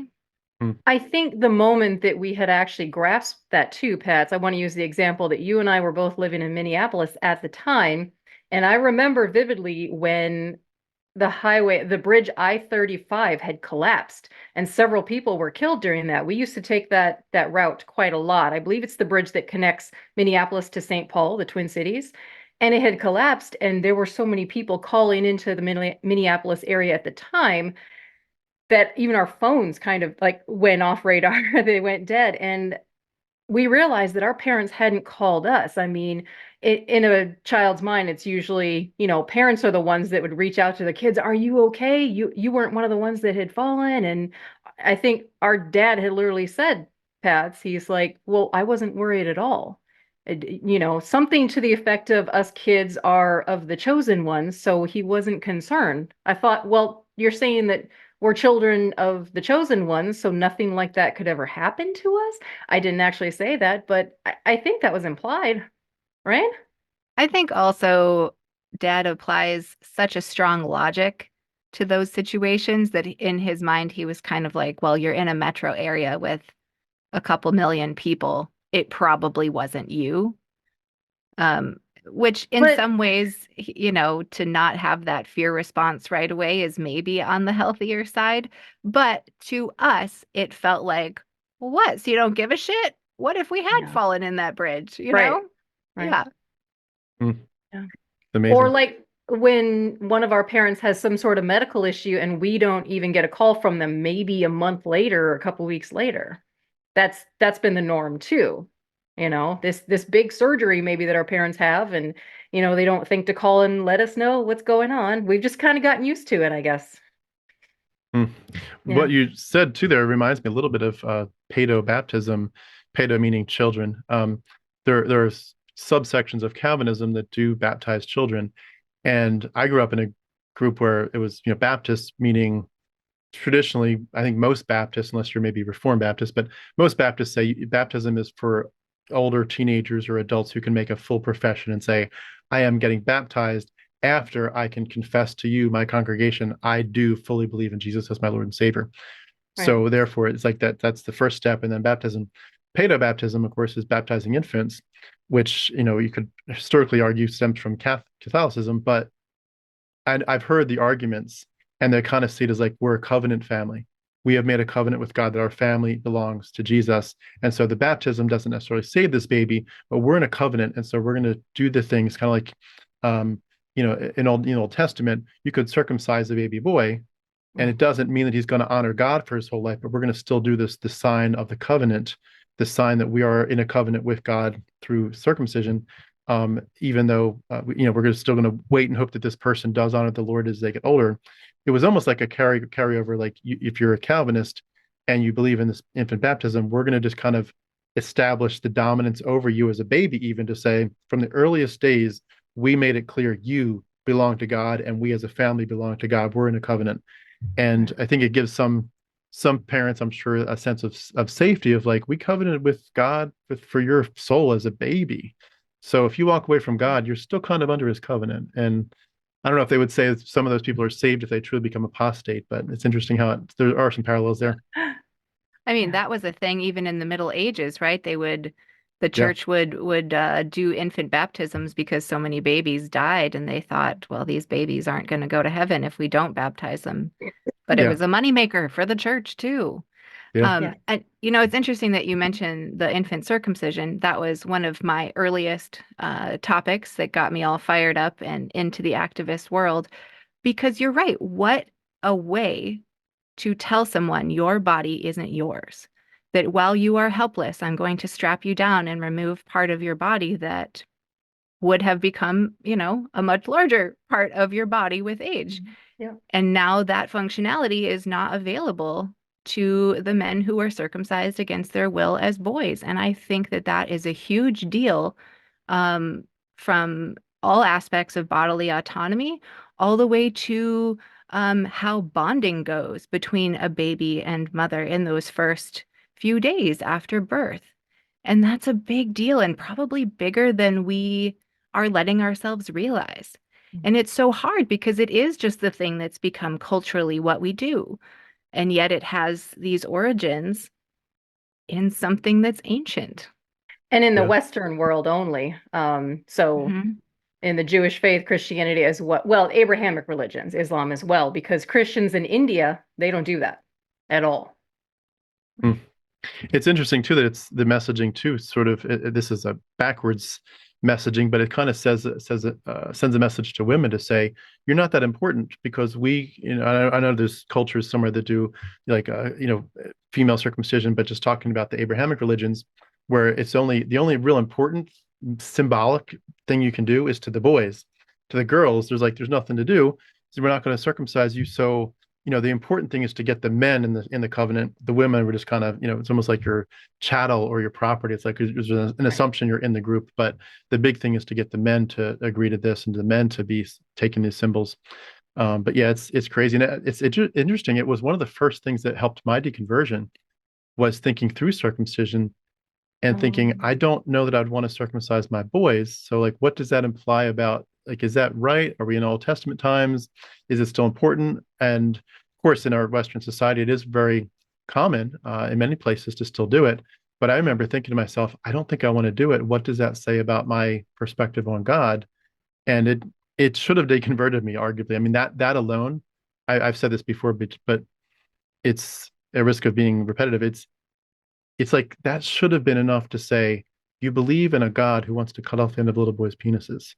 Like, really? Think about this. Are you really sure that sounds right? And then I love to add in the Lord's table. Like, you also go to church, and once a week or once a month, you pretend to eat a dead man's body and drink a dead man's blood. Like, is this not freaking weird? And it's like, nope, we all do it. We all nod our heads. We all bow our heads and assent. This is a good thing. It's like the brainwashing was so deep, and this stuff should have been like freakishly enough to get us out, and it wasn't. Right. It's a little bit terrifying to realize that those things could be normalized. And it makes Mhm. me a little bit scared of what other things could be normalized among humans and Right. why it's so important for us to have free conversation, to be able to talk about these things and try to make decisions together as humans toward things that are going to make more things better for more people, right? Because when we're stuck in our current paradigm, which is that of power and authority over each other, and that's how we're making the world work, we're just going to keep fucking it up until we realize that authority and power is not the way forward. Yeah. Yeah, and that we've been so heavily damaged by mythology-based worldviews in this culture and even politically. I was curious, just for clarification, are you both atheists at this point, or where are you all with theism? Yes. Yep. Yeah, I would consider myself an atheist, in such that I do not believe that any gods exist. I do reach into some levels of like magic and witchcraft as a practice, but it's where I come to it fully understanding that I don't think this is real. I call it beneficial psychodrama, in the sense of it's a little bit self-programming and being able to put a new narrative onto experiences for myself, more in a way to help me push through some of my blocks and be able to connect with my own power, so to speak. So I would consider it a secular level of witchcraft and magic. Like I said, beneficial psychodrama, and it's fun. And I Amazing to would think a say, couple hundred years ago you'd have been burned at the stake by the Christians. isn't that I awful? know.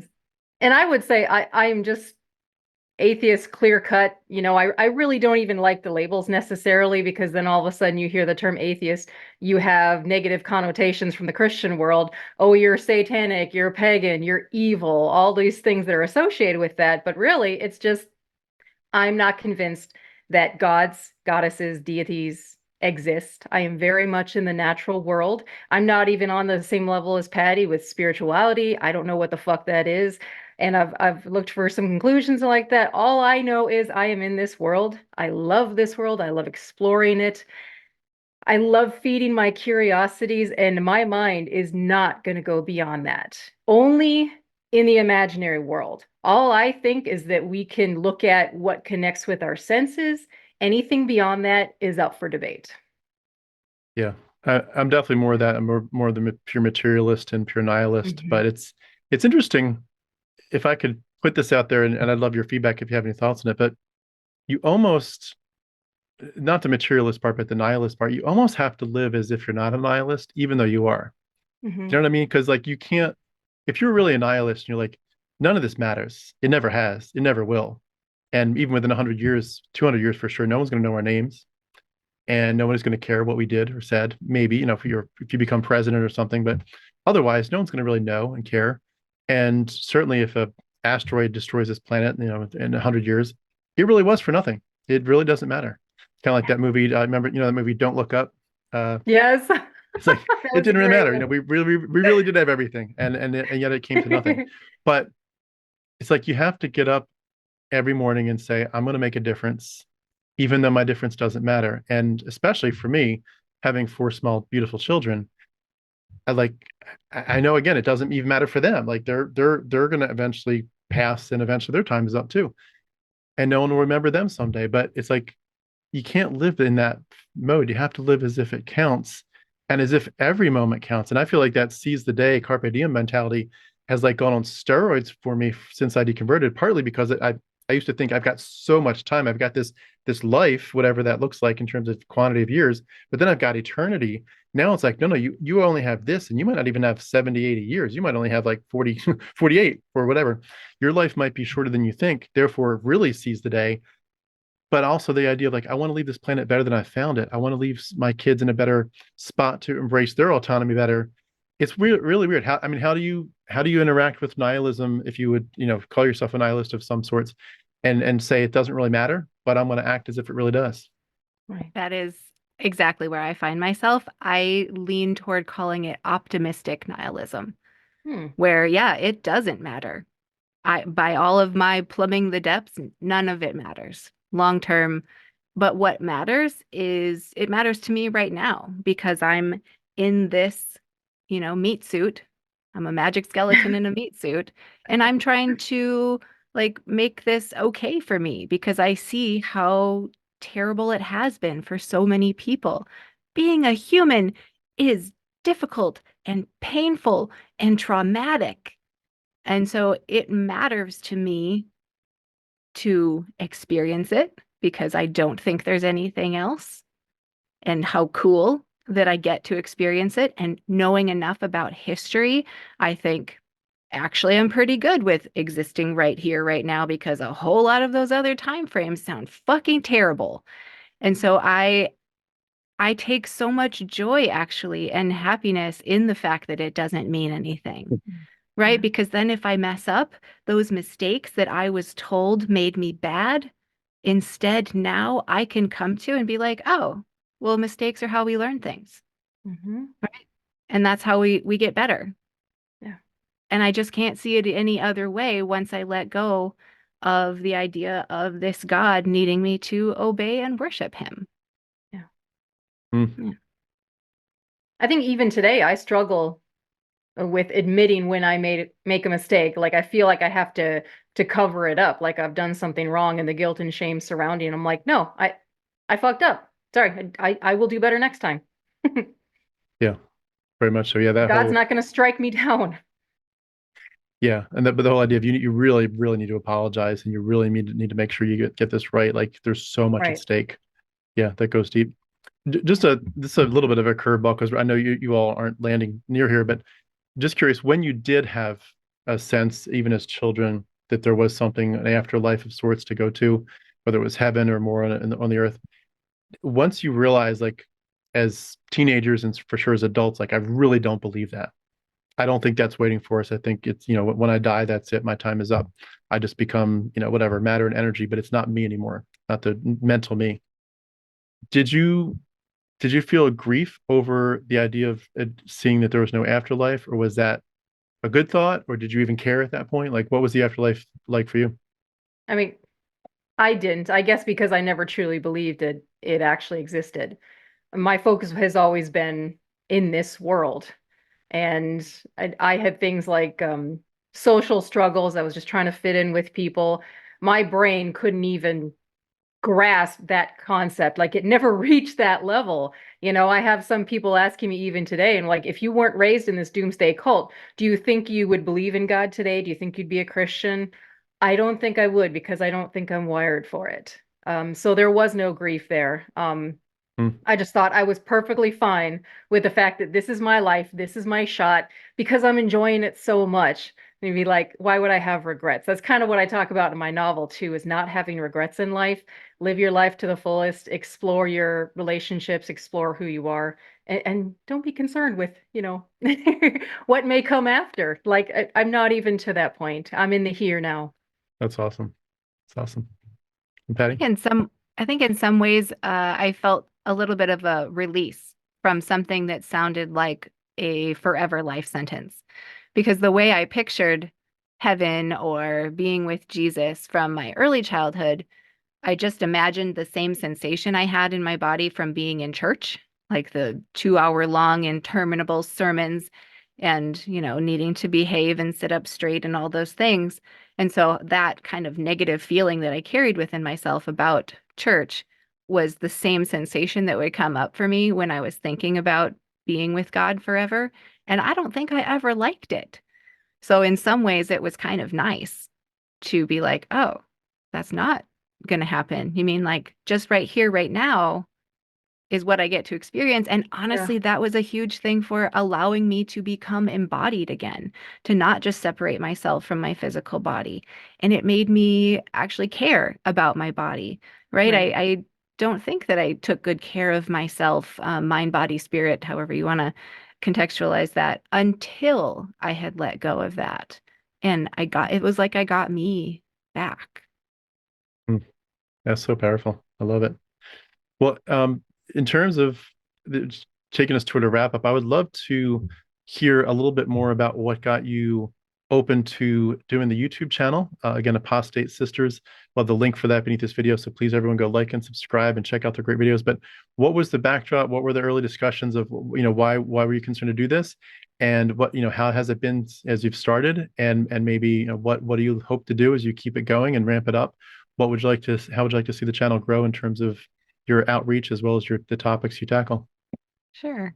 Well, so I would say probably for a decade, Nancy and I have toyed with something to say we should write a book, we should make children's books that make fun of this or something, right? And during the pandemic, we started going for morning walks. We live across the country from each other, but when we could line it up, we'd be on the phone, just pounding pavement.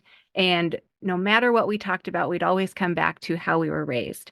And we would, now I would say what we were doing is we were deconstructing all of the things that went into that and what we were told. And we discovered the different messaging that I got versus what she got because I was the firstborn and, they didn't have as much time to indoctrinate her early on with those things. And so for a while during those walks, we kept saying, we've got to do something with this. What can we do? Or at least And record our conversations. Yes. yes, right. We got to at least record it. So one day, I guess it was last September, I said, let's do it. And we sat down. I stuck my iPad in front of me, no mics or anything. And we just recorded off the top of our head things that we remembered from growing up in the Worldwide Church of God. And we started from there. We waited another couple months, but we started making more episodes and coming up with what would be a good progression to try to tell our story because we hadn't really gone and looked for other cult members out there. And now, of course, we've encountered them. But the YouTube channel was almost an accident because we'd started the podcast as audio only and on Spotify, kind of with the intention of hiding there, keeping our little story hidden where it wouldn't see the light. And I think that was the conditioning too, right? Because you don't want to self-aggrandize, you don't want to draw attention to yourself. And putting things on YouTube is certainly a way of drawing attention to yourself. And so we weren't going to do it until I think we both were feeling like we actually do want people to hear this, and maybe it would be great to connect with other people from the Worldwide Church of God. And so I had been a Patreon of Godless Granny and a few other folks just from my own interest in listening to various atheists online. And so I reached out to Godless Granny and noted, well, actually, I guess I was asking her if she could change my name in her credits to Apostate Sisters. And I thought that'll be a safe, just a little bit way of putting ourselves out there. And then she was like, "You want to do a live interview?" And so that was in February. And so Nancy and I got all of our pluck, and we did. We were scared. I had COVID at the time, but we did. We went live with Godless Granny, and thus it had begun. So from that point, we started actually using the video part of our recordings that we were doing together on Zoom and putting it together as a video and an audio podcast. And since I've gotten into making a few shorts and trying to figure out the big world of YouTube and understand how it works, and finding ways to position ourselves to meet other people that grew up in the worldwide Church of God. Because the impact has been huge in ways I don't think we expected. Because if we have so much that we can say about how our upbringing affected us, I mean, you take those same church ideas and filter it through everybody else's parents. And, you know, they had an experience that was similar in some ways, but clearly different in others, depending on where they lived and their parents' experiences that they brought to Armstrongism. And so it's been amazing to build a little community of us who grew up in the church, some of which are still Christians, but we're actually finding that it's kind of okay that to talk with those folks and to meet them where they're at in terms of the traumas that they experienced in the church. It sticks and it still works no matter where we've landed today. I mean, Nancy and I went through, especially me, like 10 years of evangelicalism on my way out. And so I understand that. I understand that the path from an Armstrongist cult is not necessarily straight or easy or quick to get to a place of, you know, more full rationality and seeing the world as it is.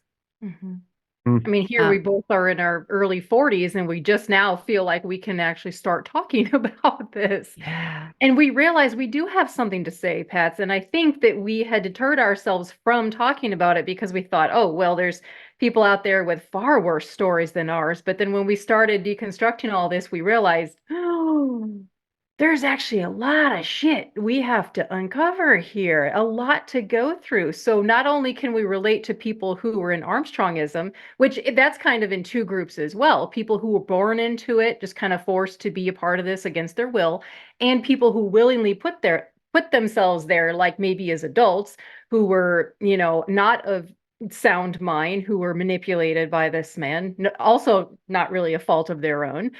And then we also have our evangelical deconstruction, and we're both atheists. So it's like, no matter what tier we're on, we have something to talk about and relate with other people about. Yeah. And it's amazing too how when you realize there are other people that are going to listen to your channel and listen to your stories, and they're going to be able to relate so well either to your direct experience in the theology and doctrine, or just relate to your personalities, but in some way relate to you and say, well, if they can escape and they can make it, that becomes my path forward too. I can make it too. And their insights are insights that they're 10 steps ahead of me or 100 steps ahead of me.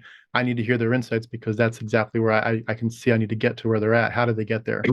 And I love that phrase. I've said this probably too much, but the idea of like your story becomes someone else's survival manual. It's so true. It's so true. We said that too, didn't we, Patty? Even if we get just one person to that we could help, then it was worth it. And now we have hundreds reaching out to us. So we're like, yes, we're on the right track, even though it's not an easy one. Well, in terms of I'm sorry, go ahead.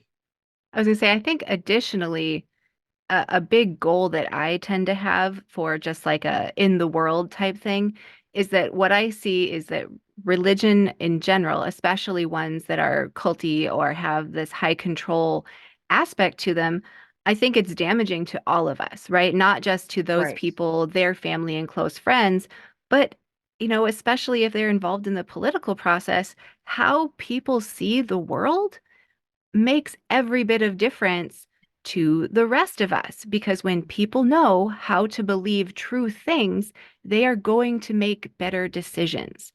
And when we recognize we are all connected and all of our decisions do affect each other, it is totally a valuable exercise to promote ideas in the world that will pull people out of their superstitious thinking. And I'm saying this as a person who willingly engages in witchcraft. I realize that, but I do have them separated, right? Because it's the superstitious thinking that gets people into a place where they're going to make a choice that affects other people that isn't based in reality, isn't based on true things. And that's the biggest thing that I think is important about people who come at things from a more rational and atheistic perspective, is to promote that. Because when we can delete those ideas that are leading people into damaging decisions, we're going to be making the world better in just our little way. Yeah. I love it. And I know too, for me, I shudder to think about the fact that the most powerful weapons on the planet are controlled by people who probably believe in Yahweh and Jesus and angels and demons and Mother Mary. It's like, I'm sorry, but mythology-based worldviews should not be in control of the worst weapons on our planet. It shouldn't be an option. But Absolutely. I digress.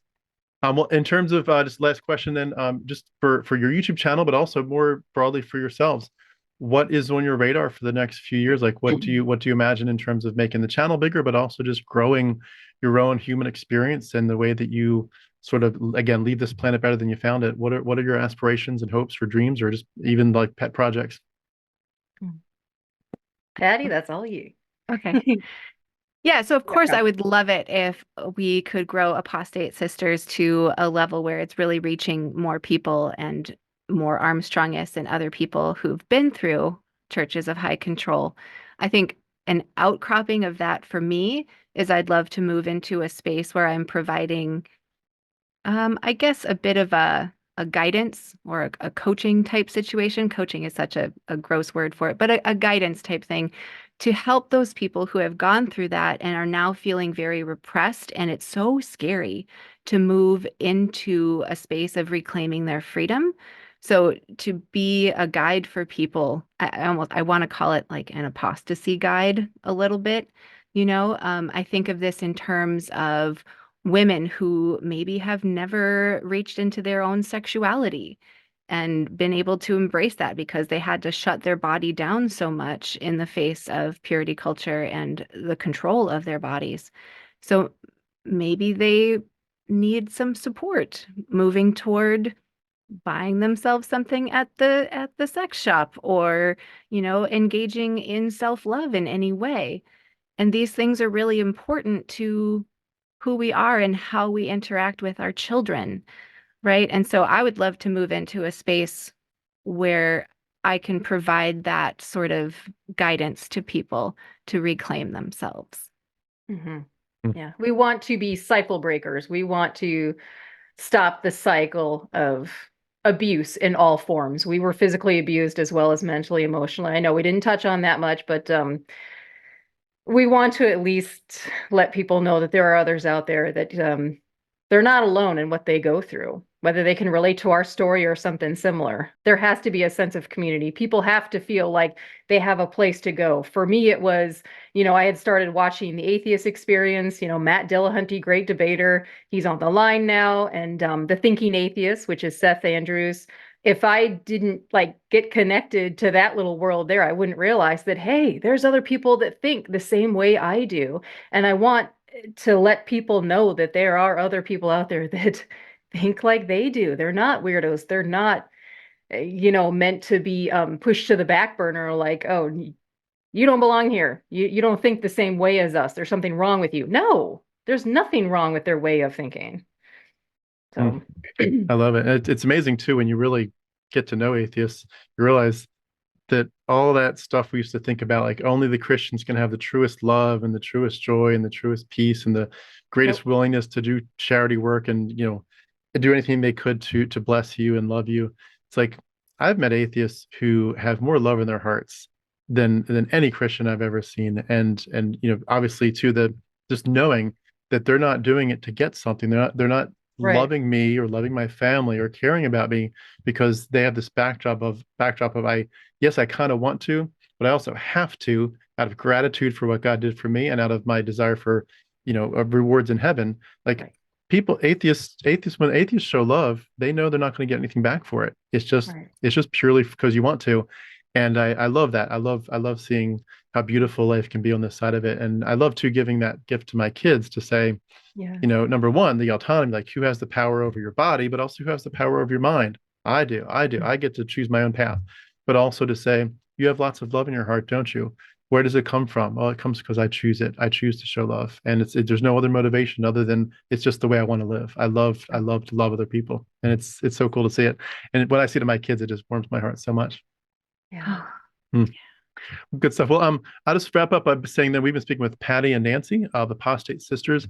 Everyone, again, please, I know that I said this before, but I'll plug it one last time. Please go like and subscribe, check out their channel and other great videos. Please encourage them if you see them on social media to keep going, to grow their channels. But Patti and Nancy, it's been so good to get to know you, get to hear your stories. I know there's more, so maybe we'll do it again sometime, but we'll keep the conversations going somehow. But thank you so much for what you did today. I really appreciate your time, and it's just so good to get to know you. Thank you, Tim, and likewise, good luck with everything there. Yeah, we definitely want to keep the conversation going. So. Thank you so much. Thank you so much. Absolutely. Bye, Have a great day. Bye, everyone. Yeah, you too. Bye. Bye-bye.